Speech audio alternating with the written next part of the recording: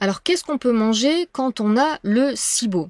Alors, j'ai fait plusieurs vidéos sur le SIBO dans lesquelles j'explique qu'est-ce que c'est que le SIBO, comment on peut s'en sortir, quel type de complément alimentaire prendre pour soigner son SIBO.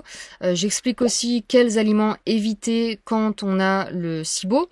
Donc ici dans cette vidéo, je ne vais pas m'attarder sur ces sujets-là. Dans cette vidéo, je vais parler principalement de qu'est-ce qu'on peut manger quand on a le SIBO, parce que sous mes précédentes vidéos sur le SIBO, j'avais des commentaires de personnes qui me disaient mais alors on a l'impression qu'on peut plus rien manger, parce que je disais évitez ci et ça, mais c'est vrai que je parlais pas en particulier de ce qu'on pouvait manger, donc c'est ce dont je vais parler dans cette vidéo aujourd'hui. Alors déjà, on va parler des différents types de SIBO. Alors je sais que vous avez sûrement entendu parler des trois types de SIBO qui sont généralement communément admis dans la communauté des médecins, mais aussi des naturopathes. On vous dit qu'il y a trois types de SIBO, le SIBO à dominance méthane, le SIBO à hydrogène et le SIBO à sulfure d'hydrogène. Alors, je parle un petit peu de ces différents types de SIBO dans une de mes vidéos en particulier où je détaille en particulier le dernier type de SIBO à sulfure d'hydrogène. Mais moi, personnellement, je trouve pas cette catégorisation en trois types très pertinente. Moi, je catégorise les personnes atteintes de SIBO en deux types de SIBO principalement. Donc pour moi, il y a principalement deux types de SIBO. Le premier qui est le plus courant, donc c'est la plupart des gens qui ont le SIBO qui sont atteints de ce type de SIBO, c'est des personnes qui ont un excès de fermentation des fibres et des glucides. Et c'est ça qui leur donne les principaux symptômes du SIBO, c'est-à-dire les ballonnements et les gaz. Le deuxième type de SIBO, ce sont des personnes qui ont un SIBO à cause d'une mauvaise digestion haute, donc une mauvaise digestion au niveau de l'estomac et ou du foie. Voilà, moi je catégorise en ces deux catégories, les personnes atteintes de SIBO. Donc il va y avoir des recommandations différentes selon chacune de ces deux catégories. Alors, donc en ce qui concerne ce que l'on peut manger quand on a le premier type de SIBO, donc celui où vous avez un excès de fermentation causé par les fibres et les glucides, et bien pour ce type de SIBO, moi ce que je vous conseille, c'est de manger à volonté des produits animaux. Donc principalement des viandes, des poissons et des fruits de mer, donc à volonté, c'est-à-dire jusqu'à satiété, évidemment. Alors, donc, pourquoi à volonté des produits animaux? Parce que dans les produits animaux, il n'y a ni fibres, ni glucides, ou en tout cas des glucides en quantité très très minime. Et donc, dans les produits animaux, il n'y a rien qui puisse vous faire fermenter, et donc vous causer des ballonnements et des gaz, comme c'est le cas avec les fibres et avec les glucides. Donc mangez autant de produits animaux que vous voulez, les produits animaux que vous tolérez bien évidemment. Alors, petite parenthèse, je conseille à tout le monde, à tous les types de SIBO, mais pas que, aux personnes qui ont d'autres soucis digestifs, comme une candidose ou n'importe quel souci digestif. Pour moi, l'une des choses les plus importantes à faire, c'est de faire un test d'intolérance alimentaire, une analyse de sang d'intolérance alimentaire. Ça, j'en parle dans plusieurs de mes vidéos sur ma chaîne. C'est très très important parce que ça, je l'ai vu plein de fois et ça a été mon cas aussi à l'époque où j'avais mes problèmes digestifs. Rien que d'enlever vos intolérances alimentaires de votre alimentation, vous pouvez avoir une disparition de vos symptômes ou en tout cas une grosse amélioration de vos symptômes. Donc en numéro 1, faites un test d'intolérance alimentaire et éliminez vos intolérances alimentaires. Donc je reviens aux produits animaux. Si évidemment vous avez fait un test d'intolérance alimentaire où ça montre que vous êtes intolérant, par exemple, je dis n'importe quoi, au poulet, évidemment, mangez des produits animaux sauf du poulet. Voilà. Donc ensuite, donc pour ce type de SIBO là, je continue. Donc en ce qui concerne les produits animaux toujours, évitez quand même les œufs et évitez aussi les produits laitiers, en tout cas dans un premier temps, parce que les œufs et les produits laitiers, ça fait partie des intolérances les plus communes, ça fait partie des aliments qui causent le plus de problèmes aux gens qui ont des soucis digestifs. Et notamment les œufs, surtout si vous êtes quelqu'un qui réagissait aux aliments soufrés, les œufs en général, ça cause problème à ces gens-là. En ce qui concerne le gras, vous pouvez aussi consommer du gras dans la quantité que vous voulez, en tout cas dans la quantité que votre corps sait tolérer et absorber, bien évidemment. Donc moi, je conseille principalement de consommer du gras monoinsaturé et du gras saturé. Donc comme je précisais bien, donc en écoutant votre corps, si vous avez des symptômes de malabsorption du gras, c'est-à-dire quand vous mangez du gras, vous avez facilement des nausées, ou alors vous avez une aggravation de votre constipation, ou alors au contraire vous avez des diarrhées, ou alors si vous voyez que vos selles commencent à flotter dans vos toilettes ou qu'elles deviennent jaunes, tout ça c'est des signes que vous n'absorbez pas entièrement le gras que vous mangez. Donc dans ce cas-là, ça sert à rien de manger autant de gras, puisque de toute façon, vous absorbez pas toute une partie de ce que vous mangez. Donc dans ce cas-là, si vous avez ces symptômes-là, ça veut dire que vous mangez trop de gras par rapport à ce que votre corps peut assimiler. Mais donc, en dehors de ça, voilà, le gras, il n'y a pas de souci. Mangez, comme je disais, des gras monoinsaturés et saturés. Pourquoi? Parce que ce sont ceux-là qui sont les meilleurs pour la santé. Le gras monoinsaturé que je conseille, qui passe très bien chez la plupart des gens, ça va être l'huile d'olive. Donc, choisissez des huiles d'olive de qualité. Et en ce qui concerne le gras saturé, c'est principalement du gras animal. En ce qui concerne les légumes, eh bien, puisque vous faites partie de cette catégorie des personnes qui fermentent tout ce qui est fibres et glucides, en ce qui concerne les légumes, je vous conseille d'opter plutôt pour des jus de légumes plutôt que pour des légumes entiers. Dans les jus de légumes, il n'y a plus aucune fibre, donc vous n'allez pas pouvoir fermenter ces légumes-là, puisque voilà, c'est juste les jus, c'est directement absorbable dans votre système digestif, il n'y a pas les fibres, ça va pas vous donner de gaz ni de ballonnement. Attention, sauf si vous les buvez trop vite, ça je le vois, et c'est pour ça que je conseille toujours de boire ces jus de légumes très très doucement. Si vous les buvez doucement, il n'y aura aucun souci, mais si vous les buvez vite comme un verre d'eau, ça peut créer des ballonnements et des diarrhées. Mais en dehors de ce cas particulier, donc les jus de légumes, il n'y a pas de fibres, donc vous allez bien les tolérer et ça va pas causer ni ballonnement ni gaz. Si vous voulez malgré tout quand même manger des légumes et pas boire juste des jus de légumes, donc plutôt que de manger des légumes crus, mangez des légumes cuits. Moi, si vous avez ce type de SIBO-là, moi je vous conseille vraiment d'éliminer complètement les légumes crus pendant quelques jours ou quelques semaines, idéalement, le temps de vraiment désinflammer votre système digestif. Donc les légumes crus, vraiment éviter. Et si vous voulez quand même manger quelques légumes cuits, donc mangez vos légumes bien cuits, histoire de bien ramollir les fibres, que ce soit beaucoup plus facile à digérer et que ça n'irrite pas votre système digestif. Mais après, voilà, il faut vraiment voir à quel point votre SIBO est fort et à quel point l'irritation de votre système digestif est importante.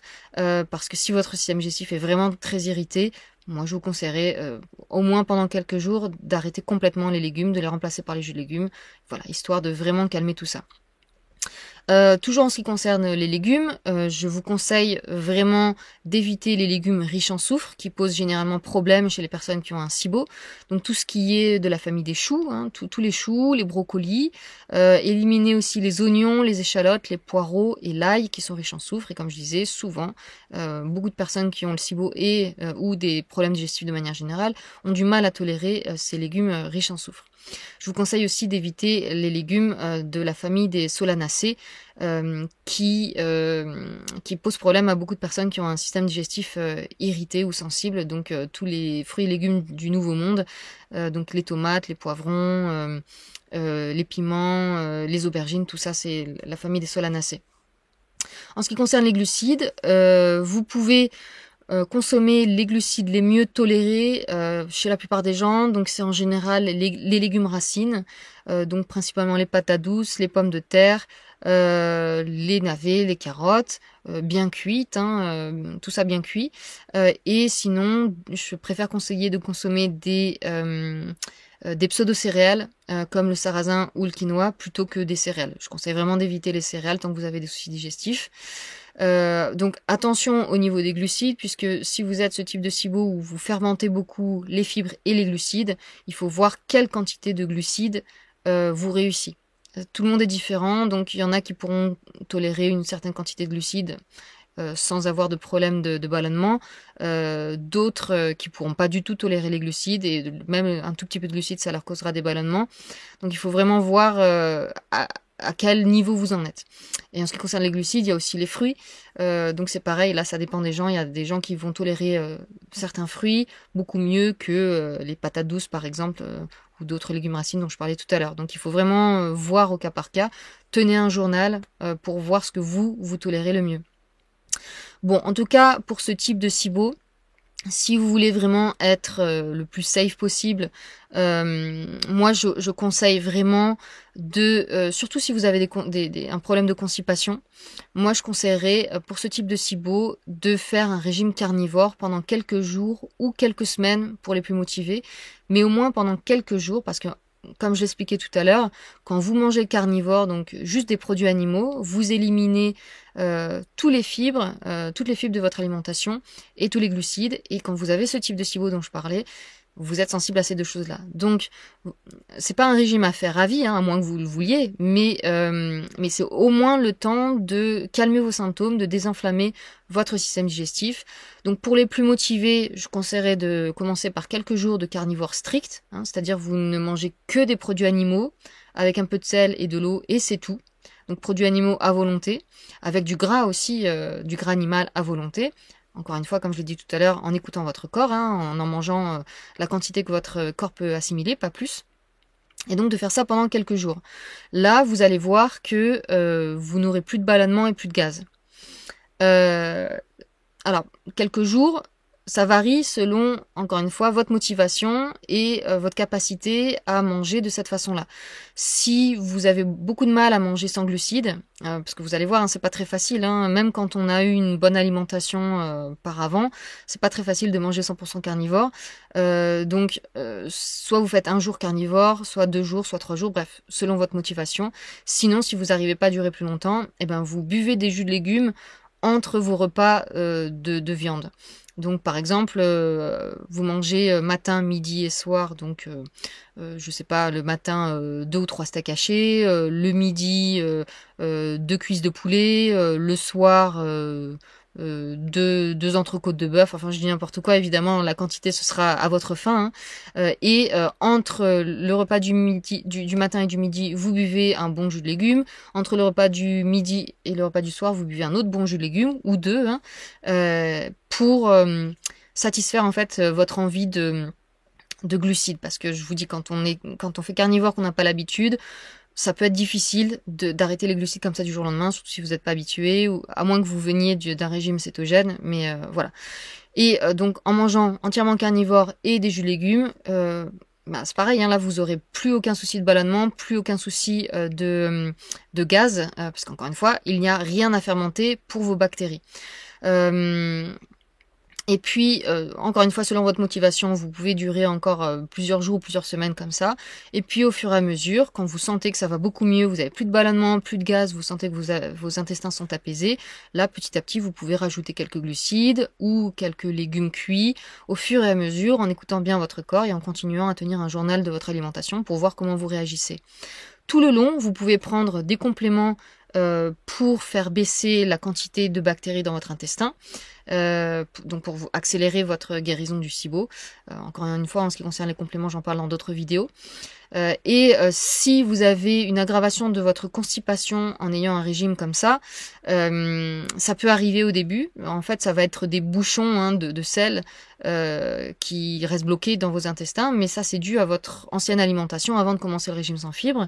Donc si c'est votre cas, vous pouvez faire quelques lavements au début du régime sans fibres. Mais vous allez voir que de faire un régime sans fibres, vu que ça ne crée aucun déchet, puisque les fibres, c'est ça, les fibres, c'est des déchets, hein, c'est indigeste pour nous, donc ça va traverser notre système digestif de part en part, et du coup, c'est les fibres qui vont faire des déchets, c'est-à-dire des sels.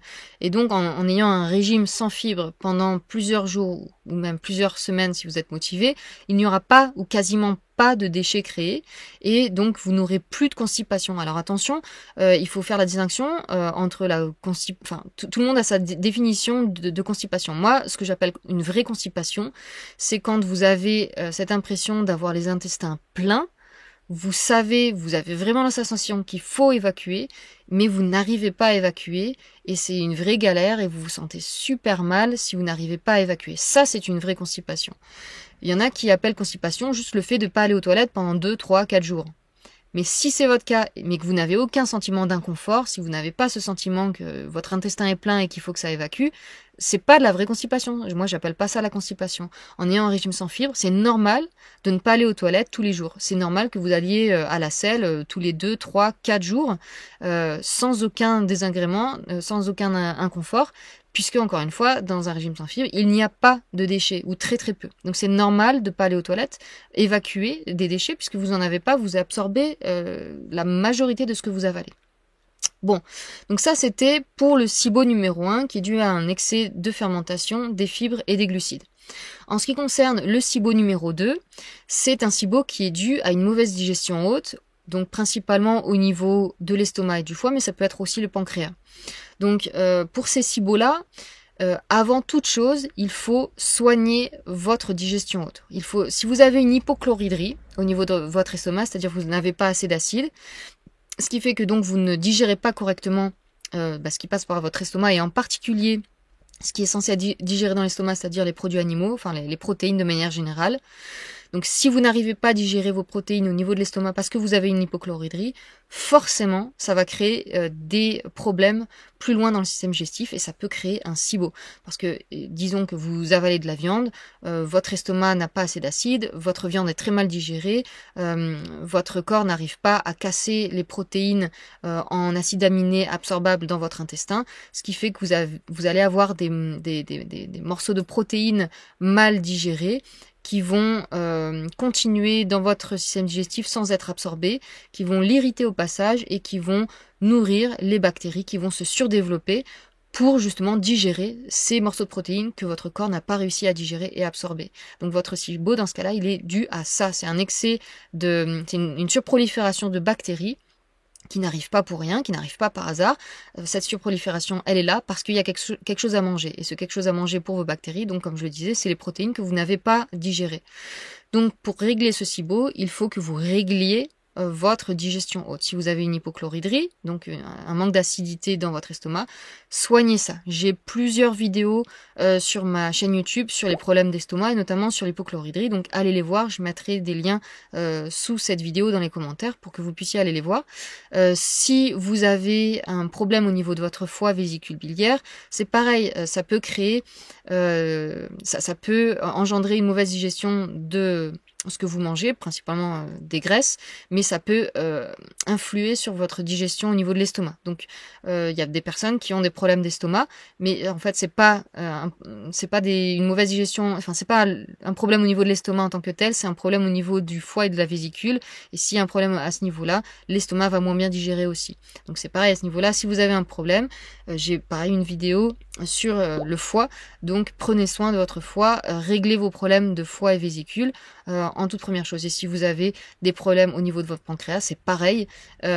Si vous n'arrivez pas à digérer au niveau de ces trois organes-là, vous pouvez créer un SIBO parce que vous avez des molécules alimentaires qui auraient dû être digérées par votre digestion haute qui sont mal digérées. Donc pour ces types de SIBO-là, avant de penser à quoi que ce soit, soignez votre digestion haute. Et en ce qui concerne l'alimentation que vous pouvez adopter, là ça va être différent de ce que j'ai dit tout à l'heure, puisque si vous avez un problème de digestion haute, en particulier au niveau de l'estomac, vous ne pourrez pas bien digérer les viandes. Donc là, en ce qui vous concerne, ça va être un peu l'opposé. Vous n'allez pas faire un régime carnivore. Quoique, j'ai vu quand même des personnes avec ce genre de problème qui, en faisant un régime carnivore, régler leurs problèmes d'estomac. Ça peut arriver, mais je pense qu'il faut bien faire les choses. Donc ça ne veut pas dire que je conseille à ces personnes-là d'éliminer complètement les protéines animales ou les protéines de manière générale, mais les personnes qui ont un problème de digestion au niveau de l'estomac, ou du foie et ou du pancréas, vous pouvez continuer à manger des protéines, mais plutôt que de la viande rouge qui passe en général mal, chez ces gens-là, vous devez plutôt vous concentrer sur les poissons et les fruits de mer qui en général passent beaucoup mieux. Donc vous pouvez manger poisson et fruits de mer et vous pouvez manger la quantité de légumes que vous voulez et de glucides que vous voulez si vous n'avez pas, en plus de vos problèmes de digestion haute, des problèmes de fermentation comme on a dit tout à l'heure.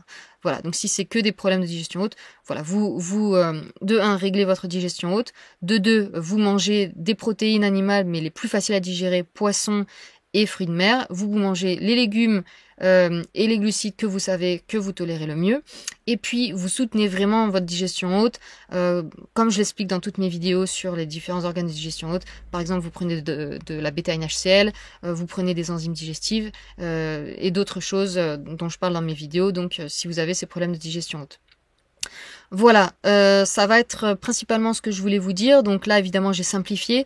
L'intérêt de faire une consultation en naturopathie, c'est justement qu'on voit votre cas particulier. Parce que, par exemple, il y a des gens qui peuvent cumuler ces deux problèmes-là. Donc là, forcément, ça va être plus compliqué et ça va être autre chose que ce que j'ai raconté dans cette vidéo. Mais en tout cas, voilà, pour les deux cas principaux de SIBO, c'est ce que je vous conseille. Et bien évidemment, tout le long, vous prenez des compléments antibiotiques naturels pour faire baisser la prolifération de vos bactéries dans vos intestins, pour faire baisser vos symptômes de ballonnement et de gaz. Voilà, allez voir mes autres vidéos pour plus de détails. Encore une fois, ici, j'ai pas détaillé beaucoup de choses. Je mettrai tous les liens dans la description sous la vidéo ou dans les commentaires sous la vidéo. Si vous avez des questions, des commentaires, n'hésitez pas à commenter sous cette vidéo et on se voit dans la prochaine vidéo. À bientôt, salut!